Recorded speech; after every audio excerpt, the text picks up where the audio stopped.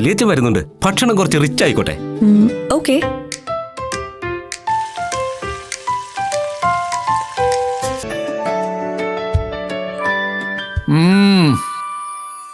നല്ല രുചി, ലഘുവാണ്.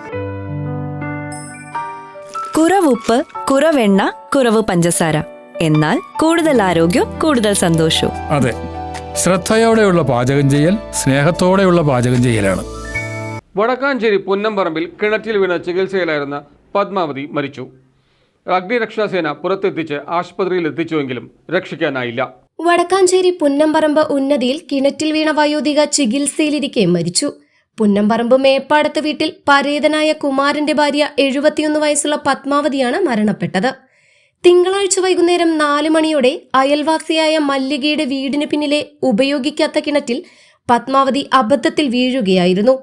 പത്മാവതിയുടെ കരച്ചിൽ കേട്ട് ഓടിയെത്തിയ അയൽവാസി നാട്ടുകാരെ വിവരമറിയിച്ചു. തുടർന്ന് വടക്കാഞ്ചേരി അഗ്നിരക്ഷാ നിലയത്തിൽ നിന്നും ഗ്രേറ്റ് സ്റ്റേഷൻ ഓഫീസർ സജീവ് കുമാറിന്റെ നേതൃത്വത്തിലുള്ള സംഘം സ്ഥലത്തെത്തി റെസ്ക്യൂ നെറ്റ് ഉപയോഗിച്ച് ഇവരെ പുറത്തെടുത്തു. ഉടൻ തന്നെ ആംബുലൻസിൽ മുളങ്കുന്നത്തുകാവ് മെഡിക്കൽ കോളേജ് ആശുപത്രിയിൽ എത്തിച്ചെങ്കിലും രാത്രി 8:30 മരണം സംഭവിക്കുകയായിരുന്നു. വടക്കാഞ്ചേരി പോലീസ് ഇൻക്വസ്റ്റ് നടപടികൾ പൂർത്തിയാക്കി കേസെടുത്ത് അന്വേഷണം ആരംഭിച്ചു. Senior fire officer Jose Andrews, fire ഓഫീസർമാരായ ഫൈസൽ, മുകേഷ്, ഷിബു, വിജു, അജിത്, അഭിജിത്ത്, നാരായണൻകുട്ടി, അക്ഷയ്, അഖിൽ, അജിത് എന്നിവർ രക്ഷാപ്രവർത്തനത്തിൽ പങ്കാളികളായി.